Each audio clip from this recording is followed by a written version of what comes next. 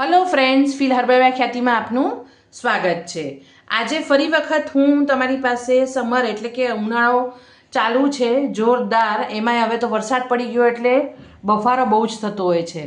તો ક્યાંયથી પણ આવો, ક્યાંય પણ ના પણ જાઓ ને ઘરમાં હો તો પણ મેં તમારી સાથે વરિયાળીનું શરબત શેર કર્યું છે, વરિયાળીનો પાવડર કે ઠંડાઈ શેર કરી છે, પછી એ ગુલકંદ શેર કરી, બહુ બધી વસ્તુઓ મેં શેર કરી છે। તમે જોઈ શકો છો મારી ચેનલ પર જઈને। હવે આજે હું તમારી સાથે જે શેર કરવાની છું આ છે એ વરિયાળીનું લેમોનેડ છે। અત્યારે બધા નીત નવીન નામ આવ્યા છે, બાકી આપણી સાદી ભાષામાં કહીએ ને તો વરિયાળી લીંબુનું શરબત છે, પણ આને કહેવાય છે વરિયાળી લેમોનેડ। એટલે એ કેવી રીતના બનાવવાનું છે એ હું તમને બતાવવાની છું। અને એમાં મેં તકમરિયાઈ નાખ્યા છે, વરિયાળીનો ભૂક્કો પણ છે, બધી વસ્તુ છે જે હું તમને જણાવું છું। તમને ખબર જ છે આ બધી વસ્તુ કેટલી ઉપયોગી છે અને આપણા શરીરમાં કેટલું હાઇડ્રેટ રાખશે શરીરને, અને ક્યાંય પણ લૂ નહીં લાગવા દે આપણને। તો એ કેવી રીતના બનાવવાનું છે એ હું તમારી સાથે શેર કરું છું, પછી તમને મળું હમણાં। વરિયાળી લેમોનેડ બનાવવા પહેલાં તો આપણે અહીંયા લેશું તકમરિયાના બિયા, મેં પલાળી રાખ્યા હતા એ છે। અત્યારે ગરમીમાં આનું મેક્સિમમ આ છે, અને ગોંદ કતીરા એટલે કે ઉનાળાનો ગુંદર જે છે એનો મેક્સિમમ ઉપયોગ તમારે કરવાનો, જેના કારણે તમને ઠંડક મળે। એટલે હું આખા બધા જ નાખી દઈશ। મેં 1 ચમચી પલાળ્યા હતા, અને આ તો 10 મિનિટ કે 20 મિનિટમાં પણ પલળી જાય છે। એ આપણે કરીએ। પછી વરિયાળી લેમોનેડ બનાવવા માટે પહેલું વસ્તુ આપણને જોશે વરિયાળીનો ભૂક્કો। હું આવી રીતના બોટલમાં કરીને રાખી દેતી હોઉં છું, અને પછી જ્યારે યુઝ કરવું હોય ને ત્યારે એકલું શરબત બનાવીને પણ તમે 1 થી 1.5 ચમચી જેવું નાખ્યું છે। તમારે શરબત બનાવવું હોય તો તમે એને બધું મિક્સ કરીને પણ કરી શકો છો। આ છે, પછી એની સાથે ખડી સાકર છે અથવા ગ્લુકોઝનો પાવડર છે, એ તમે બે મિક્સ કરીને મૂકી દો। આના પહેલાં મેં બધું શેર કર્યું જ છે તમારી સાથે, એટલે તમે એ પણ કરી શકો છો।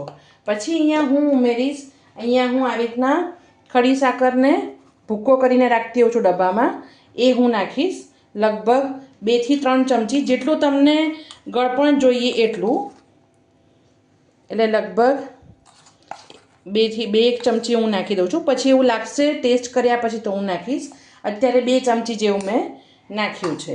પછી લેમોનેડ છે એટલે આપણે એની અંદર લેમન તો નાખશું જ, એટલે 1 લીંબુનો જ્યુસ છે એ નાખી દીધો છે આપણે।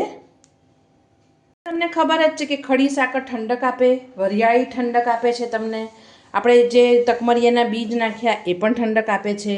પછી આપણે લીંબુ નાખ્યું તો લીંબુનું આપણે જે જ્યુસ નાખ્યો એ તમને ડિહાઈડ્રેટ, તમે બહારથી આવો, લૂ લાગી ગઈ એવું હોય ત્યારે તમે આ ફટાફટ પીઓ ને તો તમને વીકનેસ જે ફીલ થતી હોય ને, થાક લાગતો હોય, જાણે ઉપરથી કોઈ આપણને ચૂસી લેતું હોય એવું ફીલ થાય, તો એ વખતે લીંબુ બી બહુ જ કામ લાગે છે। પછી અહીંયા ટેસ્ટફુલ બનાવવા માટે હું એકદમ 5 ચમચી જેટલું સંચળ પાવડર છે એ નાખું છું, અને પછી આપણે એની અંદર એકદમ ઠંડુ પાણી છે એ નાખું છું। હું બરફ ઓછો યુઝ કરતી હોઉં, મેક્સિમમ એકદમ ચિલ્ડ પાણી હોય ને એ જ નાખું છું। એ આપણે નાખી અને પહેલાં થોડુંક હલાવી લઈએ છીએ જેનાથી ગાંઠા ન પડી જાય, અને પછી આપણે બીજું પાણી ઉમેરશું અંદર। પછી આની અંદર તમે ઈચ્છા થાય તો તમે શેકેલું જીરું નાખી શકો છો।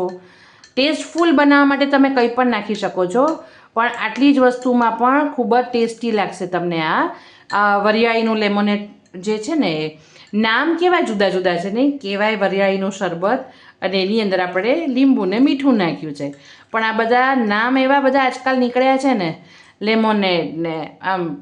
પછી આની અંદર તમારે આનું મોહિતો બનાવવું હોય તો સોડા નાખી દેવાનો, પછી એની સાથે તો તમારે એવું હોય ને તો બને ત્યાં સુધી સોડાની સાથે સાથે પછી તમારે ફુદીનાના પાન નાખવાના, એ બધા તમે જ્યારે મોહિતો બનાવો ત્યારે એવું બધું નાખવાનું। હવે આ એકદમ જો મસ્ત એકદમ ટેસ્ટફુલ તમારું ડ્રિંક બનીને રેડી થઈ ગયું છે। એટલે તમને જ્યારે પણ એમ થાય કે ગળ્યું ગળ્યું નથી પીવું, તો આવું ચટપટું તમે લીંબુ નાખીને પણ પી શકો છો, અને ખૂબ જ ટેસ્ટફુલ લાગશે।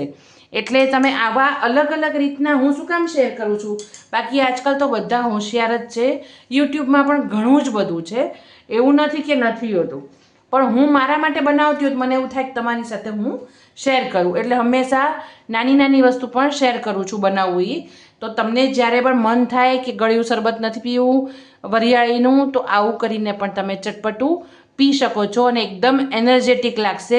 ક્યાંય પણ બહારથી જઈને આવો એટલે આવું ફટાફટ પાવડર ને આ બધું મિક્સ બધું રેડી રાખ્યું હોય ને તો ફટાફટ તમારે આ વસ્તુ બનાવીને પી શકશો તમે ઇઝીલી. તો ફ્રેન્ડ્સ, આવી જ નવી નવી રેમેડી અને રેસિપીઝ જોવા માટે મારી ચેનલને લાઇક કરો, શેર કરો અને સબસ્ક્રાઈબ કરો. Thanks for watching.